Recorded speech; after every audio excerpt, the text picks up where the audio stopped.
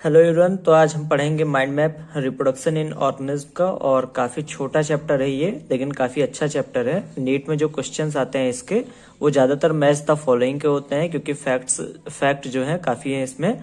और काफ़ी छोटा चैप्टर है, इसीलिए माइंड मैप भी काफ़ी छोटा बना हुआ है। ये पहला पेज है जिसमें हम मेनली एसेक्सुअल रिप्रोडक्शन के बारे में और जनरल फीचर के बारे में पढ़ेंगे। और जो हमारा दूसरा पेज है उसमें हम ज्यादातर सेक्सुअल रिप्रोडक्शन के बारे में जो चीजें हैं वो पढ़ेंगे। ठीक है, तो 2 ही पेज का टोटल माइंड मैप है ये। और ठीक है, तो इसको पढ़ना शुरू करते हैं। सबसे पहले हम शुरुआत करते हैं इसको लाइफ स्पैन से।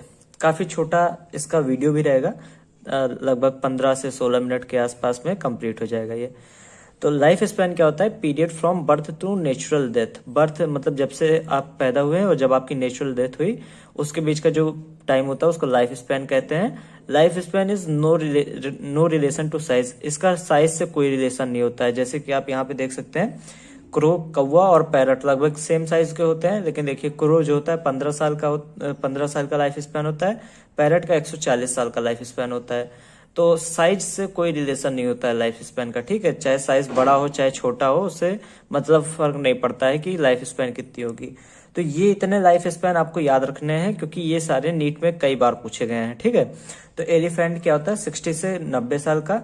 बटरफ्लाई का लाइफ स्पैन होता है 1 to 2 वीक्स, या फिर कभी कभी इसको 7 to 14 दिन मतलब लिखते हैं। डेज के ऑप्शन में अगर आप रहेगा तो 7 to 14 डेज लिख सकते हैं। ठीक है, क्रो जो होता है 15 ईयर का लाइफ स्पैन होता है। Parrot 140 year. Crocodile 60 years. Tortoise 100 से 150 ईयर्स। फ्रूट फ्लाई जो होती है 14 दिन का लाइफ स्पैन होता है। बनियान ट्रीज जो होते हैं इनका फिर ज्यादा होता है, 200 से 500 ईयर का लाइफ स्पैन इनका होता है। ठीक है, तो ये सारे लाइफ स्पैन आपको याद रखना है। फ्रूट फ्लाई का इंपॉर्टेंट है, याद रखिएगा 14 दिन। ठीक है, ये काफी बार पूछा गया फ्रूट फ्लाई का। ठीक, no individual is immortal except single cell organism. ये एनसीईआरटी की लाइन है जो कि कई बार नीट में डायरेक्ट पूछ ली जाती है कि जो भी सिंगल सेल ऑर्गेनिज्म है उनके अलावा कोई भी इमॉर्टल नहीं है। इमॉर्टल मतलब अमर। ठीक है, कोई भी अमर नहीं है एक्सेप्ट सिंगल सेल ऑर्गेनिज्म। ऐसा इसलिए कहा गया क्योंकि सिंगल सेल ऑर्गेनिज्म जो होते हैं वो अपने बॉडी को स्प्लिट कर लेते हैं कभी कभी। जैसे एक अमीबा ऐसा रहता है, वो ऐसा टूट जाता है, तो उनकी बॉडी कंजर्व रहती है। ये थोड़ा समझने वाला टॉपिक है थोड़ा सा, लेकिन ये सेंटेंस जो है वो आ जाता है एग्जाम में, इसीलिए इस सेंटेंस को आपको पता होना चाहिए ये सेंटेंस। ठीक, अब आते हैं एसेक्सुअल रिप्रोडक्शन में। सबसे पहले जो टॉपिक है एनसीईआरटी का, एसेक्सुअल रिप्रोडक्शन। एसेक्सुअल रिप्रोडक्शन में सिंगल पेरेंट इन्वॉल्व होता है, एक ही पेरेंट इन्वॉल्व होता है। प्रोड्यूस क्लोन प्रोड्यूस किया जाता है एसेक्सुअल रिप्रोडक्शन में। क्लोन क्या होते हैं? ऐसे ऑफ स्प्रिंग जो कि जेनेटिकली एंड मॉर्फोलॉजिकली सिमिलर होते हैं। ठीक, क्लोन मतलब ऐसे बच्चे पैदा होंगे एसेक्सुअल रिप्रोडक्शन में जो कि जेनेटिकली भी सिमिलर होंगे और मॉर्फोलॉजिकली भी सिमिलर होंगे। ठीक है, कोई डिफरेंस नहीं होगा। ठीक, तो मान लीजिए अमीबा एसेक्सुअल रिप्रोडक्शन करता है और अमीबा के मान लीजिए एक बार में 4 बच्चे हुए, मतलब 2 बच्चे होते हैं एक बार में। तो अमीबा के एक बार में मान लीजिए 2 बच्चे हुए, तो दोनों बच्चे जो होंगे वो एक दूसरे में बिल्कुल सिमिलर होंगे। चाहे उनके जीन्स को आप देखेंगे, चाहे उनके स्ट्रक्चर को देखेंगे, सब दोनों बच्चों में सब सेम होगा। तो इसी वजह से उनको क्लोन कहा जाता है। ठीक है, तो ये जेनेटिकली और मॉर्फोलॉजिकली दोनों तरीके से सिमिलर होते हैं। अब एसेक्सुअल रिप्रोडक्शन के टाइप्स आपको पता होने चाहिए। पहला बाइनरी फिजन, जो कि अमीबा पैरामीसिन में देखा जाता है। बाइनरी फिजन क्या होता है? जैसे एक ऑर्गेनिज्म होता है वो टूट के 2 ऑर्गेनिज्म बना लेता है, इसे बाइनरी फिजन कहते हैं। तो अमीबा में देखा जाता है। ठीक है, ये दोनों ऑर्गेनिज्म क्या होंगे? क्लोन होंगे, क्योंकि दोनों एक दूसरे के एकदम सिमिलर होंगे, एक ही तरह के होंगे। ठीक है, तो बाइनरी फिजन अमीबा पैरामीसियम में देखने को मिलता है। बडिंग जो होती है 2 तरह की होती है, इक्वल और अनइक्वल। इक्वल बडिंग मतलब इक्वल बड्स फॉर्म होते हैं, और अनइक्वल मतलब जो बड होते हैं वो मतलब साइज उनका अलग अलग होता है, अलग अलग तरह के बड होते हैं। तो इक्वल बडिंग हाइड्रा में देखी जाती है, अनइक्वल ईस्ट में देखी जाती है। ठीक है, ईस्ट में अनइक्वल बडिंग होती है। ये चीज एग्जाम में कई बार पूछा गया है, तो आपको ये जरूर याद रखना है कि ईस्ट में अनइक्वल बडिंग होती है। ठीक, एसेक्सुअल स्पोर्स जो होते हैं वो भी कई बार एसेक्सुअल रिप्रोडक्शन के लिए यूज होते हैं, जो कि अलगी और फंजाई में देखने को मिलते हैं। ठीक है, इसके अलावा पेनिसिलियम में कोनिडिया नाम का स्ट्रक्चर पाया जाता है एसेक्सुअल रिप्रोडक्शन के लिए। जेम्यूल्स पाए जाते हैं स्पॉन्जेस में एसेक्सुअल रिप्रोडक्शन के लिए। ठीक है, अब ये जो बाइनरी फिजन, बडिंग और स्पोर, कोनिडिया, जेम्यूल्स है, ये सारे कई बार मैच द फॉलोइंग के क्वेश्चन में पूछे गए हैं, खासकर कोनिडिया और जेम्यूल्स। तो आपको कोनिडिया, जेम्यूल्स जरूर याद रखने हैं। कोनिडिया पेनिसिलियम में और जेम्यूल्स जो है स्पॉन्जेस में पाए जाते हैं। ठीक, फिर आते हैं नीचे वेजिटेटिव रिप्रोडक्शन। वेजिटेटिव रिप्रोडक्शन क्या होता है? एसेक्सुअल रिप्रोडक्शन ही वेजिटेटिव रिप्रोडक्शन होता है, लेकिन जो ये वर्ड है वेजिटेटिव ये यूज किया जाता है प्लांट्स के लिए, ठीक है। तो it is kind of asexual reproduction but it is used for plants, ये याद रखिएगा। अब इसमें ये इंपॉर्टेंट है कि किस स्ट्रक्चर से किस पेड़ में वेजिटेटिव रिप्रोडक्शन होता है। तो राइजोम से जिंजर और बनाना में होता है, सकर जो होता है मिंट में पाया जाता है, ट्यूबर पोटैटो में पाया जाता है, ऑफसेट जो होता है वाटर हायासिंथ और पिक्सिया में पाया जाता है, लीफ बड जो होती है ब्रायोफिलम में देखा जाता है इसके थ्रू, और बल्ब जो होता है अनियन में होता है, बल्बिल अगेव में होता है। अब ये सारे स्ट्रक्चर्स कई बार नीट में पूछे जा चुके हैं, वही फिर से मैच द फॉलोइंग के क्वेश्चंस के थ्रू, ठीक है। तो इसमें कौन ज्यादा इंपॉर्टेंट है? राइजोम, ऑफसेट, लीफ बड और बल्बिल, ठीक है। ये चार कंफर्म आपको याद होने चाहिए 100%, ठीक है। राइजोम, ऑफसेट, लीफ बड और बल्बिल, क्योंकि वाटर हायासिंथ जो होता है ये इंपॉर्टेंट प्लांट है, अभी आपको पता चलेगा। वाटर हायासिंथ जो होता है ऑफसेट से रिप्रोड्यूस करता है, ठीक। तो इसी वजह से ऑफसेट कई बार पूछा जाता है। तो आपको ये सारे याद होने चाहिए, आपको पता होने चाहिए सारे, ठीक है। फिर आते हैं, इधर आते हैं पहले, terror of Bengal. Terror of Bengal water hyacinth को कहा गया है, हिंदी में इसको आप जलकुंभी कहते हैं। जो जलकुंभी होती है ग्रो इन स्टैंडिंग वाटर, हमेशा खड़े मतलब रुके हुए पानी में, स्टैंडिंग मतलब रुके हुए पानी में ग्रो करती है, जैसे तालाब का पानी। और ये बहुत ही तेजी से ग्रो करती है। क्यों? और रीजन पूछाता है क्यों तेजी से ग्रो करती है? क्योंकि इसमें ऑफसेट के थ्रू वेजिटेटिव रिप्रोडक्शन होता है। वेजिटेटिव रिप्रोडक्शन फास्ट होता है, ठीक है। किसी भी तरह का एसेक्सुअल रिप्रोडक्शन जो होता है वो काफी फास्ट होता है, इसीलिए ये लोग क्या करते हैं, वाटर हायासिंथ जो होते हैं काफी जल्दी ग्रो कर जाता है। Under unfavourable condition sexual method is preferred. हाँ, एनसीईआरटी ने ये पॉइंट भी इसी जगह पे लिखा है कि अगर फेवरेबल कंडीशन ना हुई, किसी मान लीजिए एक ऑर्गेनिज्म है जिसके पास दोनों तरीके हैं, सेक्सुअल और एसेक्सुअल दोनों तरीके का रिप्रोडक्शन वो कर सकता है, और अगर अनफेवरेबल कंडीशंस उनके सामने आई तो हमेशा सेक्सुअल मेथड जो होता है वो प्रेफर किया जाता है, क्योंकि सेक्सुअल मेथड में चांसेस जो होते हैं सर्वाइवल के ज्यादा होते हैं, ठीक है। कभी पूछा जाए अगर क्यों सर्वाइवल के चांसेस ज्यादा होते हैं सेक्सुअल मेथड में, क्योंकि सेक्सुअल मेथड में वेरिएशन होता है, ठीक। तो वेरिएशन के थ्रू कभी कभी इंसान बच जाता है, इंसान क्या वो जानवर या फिर वो जो ऑर्गेनिज्म होता है वो बच जाता है, ठीक। तो आप बेसिकली याद रखिएगा कि अगर अनफेवरेबल कंडीशन यानी खराब कंडीशंस हैं तो सेक्सुअल मेथड ज्यादा प्रेफर किया जाता है एसेक्सुअल के बजाय, ठीक। फिर आते हैं यहाँ पे अनयूजुअल फ्लावरिंग प्लांट्स। कुछ प्लांट्स दिए गए हैं आपको जिनमें अनयूजुअल तरह की मतलब थोड़ी अलग तरह की फ्लावरिंग पाई जाती है। जैसे पहला बम्बू। बम्बू जो होता है फ्लावर्स ऑफन 50 से आफ्टर 50 to 100 ईयर्स। बम्बू जो होता है वो 50 से 100 साल बाद फ्लावर करता है, और ये जब फ्लावर करता है तो produce large number of flower, कई सारे फ्लावर प्रोड्यूस करेगा, उसके बाद मर जाएगा। तो बम्बू का क्या है, 50 से 100 साल बाद इसके बाद फ्लावर आएंगे, और खूब सारे फ्लावर आएंगे एक ही बार में, और ये उसके बाद तुरंत मर जाएगा। तो बम्बू का ये है। दूसरा स्ट्रोबेलेंथस कुंथियाना, कई बार नीट में आ चुका है, इसको नील कुरंजी कहते हैं। ये नाम भी एनसीईआरटी में दिया गया है, हिंदी नाम, तो ये अभी आपको ध्यान में रखना है। तो स्ट्रोबेलेंथस कुंथियाना क्या है, फ्लावर वंस इन 12 ईयर, 12 साल में एक ही बार फ्लावर करता है। Seen in hilly areas of Kerala, Karnataka and Tamil Nadu. ये ऑप्शन भी आपको मतलब नीट में मिल चुका है, ठीक है, नीट में आ चुका है कि ये हिली एरियाज में पाया जाता है, किसमें, केरला, कर्नाटका और तमिलनाडु के, ठीक है। तो ये आपको याद रखना है स्ट्रोबेलेंथस कुंथियाना के बारे में। तो ये हमारा पहला पेज हो गया। अब हम आते हैं दूसरे पेज पे, जहाँ पे हमको सेक्सुअल रिप्रोडक्शन के बारे में मेनली पढ़ना है, ठीक। तो थोड़ा जूम करते हैं और पढ़ना शुरू करते हैं इसको भी।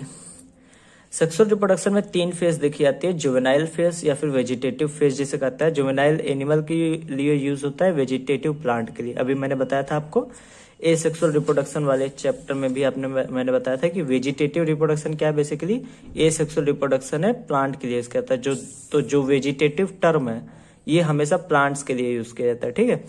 तो पहली फेज जुवेनाइल फेज होती है और या फिर वेजिटेटिव फेज होती है। इसका मतलब क्या होता है, जब एक ऑर्गेनिज्म रिप्रोडक्शन नहीं कर सकता है, ठीक है, उस समय की फेज जो होती है उस स्टेज तक पहुंचा नहीं होता है कि वो रिप्रोड्यूस कर सके, तो उसको कहते हैं जुवेनाइल फेज या फिर वेजिटेटिव फेज, हिंदी में जैसे आप कहते हैं नाबालिग, ठीक है। फिर दूसरा पार्ट है रिप्रोडक्टिव फेज। रिप्रोडक्टिव फेज मतलब वो फेज जहां पे आदमी कोई इंसान या फिर कोई ऑर्गेनिज्म या कोई प्लांट रिप्रोडक्शन कर सकता है, तो वो फेज होती है रिप्रोडक्टिव फेज। तीसरी फेज होती है सेनेसेंस फेज या ओल्ड एज, सेनेसेंस मतलब बुढ़ापा जो होता है, उसी सेनेसेंस फेज कहते हैं या फिर उसी को ओल्ड एज कहा जाता है। ठीक है, सेनेसेंस फेज में आपकी इम्यूनिटी कम हो जाती है। ठीक, और सेंस थोड़ा काम करता है, जैसे आपको दिखने में दिक्कत होती है और आपके हियरिंग में दिक्कत होती है, तो ये सब ओल्ड एज का कैरेक्टर होता है। ठीक, तो ये 3 फेज आपको याद रखनी है। अब रिप्रोडक्टिव साइकिल आपको बताई गई है। सेक्सुअल रिप्रोडक्शन में रिप्रोडक्टिव साइकिल्स पाई जाती है ऐसे एनिमल्स में।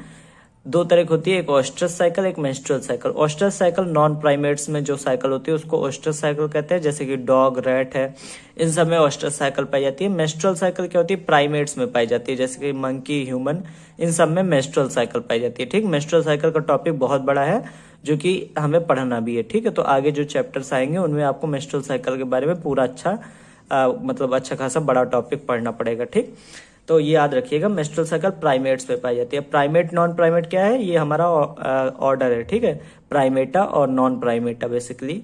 तो प्राइमेट्स जो होते हैं हम लोग होते हैं, जिसमें मंकी, ह्यूमन, चिंपांजी ये सब आते हैं। ठीक, तो हम लोग में क्या होता है, मेंस्ट्रुअल साइकिल में पाई जाती है, फीमेल में पाई जाती है, ये याद रखिएगा। दोनों साइकिल, ओएस्ट्रस साइकिल, मेंस्ट्रुअल साइकिल, दोनों फीमेल में, मेल में नहीं पाई जाती। ठीक, तो ये हो गया रिप्रोडक्टिव साइकिल। अब आते हैं events in sexual reproduction. Events जो होते हैं सेक्सुअल रिप्रोडक्शन में 3 होते हैं। प्री फर्टिलाइजेशन यानी फर्टिलाइजेशन के पहले क्या क्या हुआ, फर्टिलाइजेशन यानी फर्टिलाइजेशन वाला, और तीसरा है पोस्ट फर्टिलाइजेशन इवेंट्स यानी फर्टिलाइजेशन के बाद क्या होता है। तो सबसे पहले पढ़ते हैं कि प्री फर्टिलाइजेशन यानी फर्टिलाइजेशन के पहले क्या होता है। तो फर्टिलाइजेशन के पहले 2 चीजें होती हैं। पहली चीज होती है गैमेटोजेनेसिस यानी गैमेट बनता है। दूसरी चीज होती है गैमेट ट्रांसफर, गैमेट को ट्रांसफर किया जाता है जहां पे दोनों गैमेट एक दूसरे से मिल सके। ठीक है, तो पहला क्या होगा, सबसे पहले क्या होगा, गैमेटोजेनेसिस यानी गैमेट बनेगा। तो गैमेटोजेनेसिस क्या होता है, फॉर्मेशन ऑफ गैमेट्स। और गैमेट्स 2 तरह के पाए जाते हैं, होमोगैमेट या फिर हेट्रोगैमेट। होमोगैमेट मतलब होता है सिमिलर गैमेट्स होंगे, दोनों मेल फीमेल जो गैमेट्स होंगे दोनों देखने में एक दूसरे के एकदम सिमिलर होंगे, जो कि कुछ एल्गी में पाया जाता है। ज्यादातर जगह पे हमें हेट्रोगैमेट देखने को मिलते हैं जो कि एक दूसरे से डिफरेंट होते हैं। जैसे कि ह्यूमन की बात कर लेते हैं तो स्पर्म जो होता है वो एग से एकदम ही अलग होता है देखने में। ठीक है, तो हेट्रोगैमेट्स हमें ज्यादातर जगह पे देखने को मिलते हैं। होमोगैमेट्स जो होते हैं कुछ एल्गी में देखने को मिलते हैं, ध्यान रखिएगा। फिर दूसरा है गैमेट ट्रांसफर। गैमेट ट्रांसफर जो होता है मतलब एक गैमेट का ट्रांसफर करना कि दोनों गैमेट एक दूसरे के पास आ सके, चाहे मेल गैमेट फीमेल के पास जाए चाहे फीमेल गैमेट मेल के पास आए। ज्यादातर क्या होता है कि मेल गैमेट्स मोटाइल होते हैं यानी चल सकते हैं, तो मेल गैमेट्स चल के फीमेल के पास जाते हैं, फीमेल बैठी रहती है, कहीं नहीं जाती फीमेल। ठीक है, तो गैमेट ट्रांसफर में आपको पता होना चाहिए कि mostly male gamete is motile, ज्यादातर मेल गैमेट मोटाइल होता है, चल सकता है वही जाता है। ठीक, फीमेल कुछ नहीं करेगी। Both gametes are motile in some algae and fungi. कुछ अलगी फंजाई ऐसे पाए जाते हैं जिसमें दोनों गैमेट मोटाइल होते हैं, यानी मेल और फीमेल दोनों मोटाइल होते हैं। ठीक है, तो सिचुएशन के अकॉर्डिंग मेल फीमेल के पास आ सकता है, फीमेल मेल के पास जा सकती है, क्योंकि दोनों मोटाइल है। लेकिन जैसे ह्यूमन की बात कर लें तो हमारा स्पर्म जो होता है वो मोटाइल होता है, जबकि जो ओवा होती है या एग होता है जो वो नॉन मोटाइल होती है। तो स्पर्म बेसिकली एग के पास जाता है। ठीक है, तो स्पर्म क्योंकि मोटाइल है तो उसी को जाना होता है एग के पास। तो ये आप ध्यान रखिएगा, mostly male gamete is motile. ठीक, और ये भी इंपॉर्टेंट लाइन है कि नीट में जो पूछा गया था क्वेश्चन एक कि कौन से ऐसे एनिमल्स है या कौन से ऑर्गेनिज्म है जिसमें दोनों गैमेट मोटाइल होते हैं, आपको पता होना चाहिए। कुछ एल्गी और कुछ फंजाई। ठीक है, सम एल्गी एंड फंजाई, कुछ ही ऐसे होते हैं, सारे नहीं। ठीक, तो ये हो गया हमारा प्री फर्टिलाइजेशन, यानी फर्टिलाइजेशन के पहले क्या हुआ, गैमेटोजेनेसिस, गैमेट बनाए गए, गैमेट एक दूसरे के पास भेजे गए। ठीक है, गैमेट ट्रांसफर किया गया। जब गैमेट एक दूसरे के पास आ जाएंगे तो दोनों गैमेट फ्यूज कर जाएंगे, यानी एक दूसरे में जुड़ जाएंगे। इसको कहते हैं फर्टिलाइजेशन या फिर सिनगैमी। ठीक, तो फर्टिलाइजेशन सिनगैमी दोनों एक ही चीज है। फर्टिलाइजेशन क्या होता है, fusion of male and female gamete, male और फीमेल गैमेट का जो फ्यूजन होता है उसी को हम फर्टिलाइजेशन कहते हैं। ठीक, दूसरी चीज पार्थेनोजेनेसिस बताई गई है जो कि काफी इंपॉर्टेंट है। पार्थेनोजेनेसिस क्या होता है, पार्थेनोजेनेसिस मतलब होता है female gamete develops and forms new organism without fertilisation. Parthenogenesis में क्या होता है कि जो फीमेल गैमेट होती है हमारी वो डेवलप करके एक नया ऑर्गेनिज्म बना देती है बिना फर्टिलाइजेशन के। फर्टिलाइजेशन की वहां पे जरूरत ही नहीं, मतलब फीमेल गैमेट अकेले ही नया ऑर्गेनिज्म बना दी, तो इसे कहते हैं पार्थेनोजेनेसिस। ये कहाँ पे देखा जाता है, रोटिफर में, हनी बीज में, टर्की बर्ड में देखा जाता है और कुछ लिजर्ड में देखा जाता है। ये टोटल 4 एग्जाम्पल आपको रट लेने तुरंत, क्योंकि ये कई बार पूछे गए हैं और यही 4 एग्जाम्पल एनसीईआरटी में दिए गए हैं। हर जगह यही 4 एग्जाम्पल पूछे जाते हैं। ठीक, तो पार्थेनोजेनेसिस कहाँ कहाँ पे? रोटीफर में, हनी बीज में, टर्की बर्ड्स में और कुछ लेजर्ड में। ठीक है, सम लेजर्ड्स। तो ये 4 जगह पार्थेनोजेनेसिस देखने को मिलता है हमें।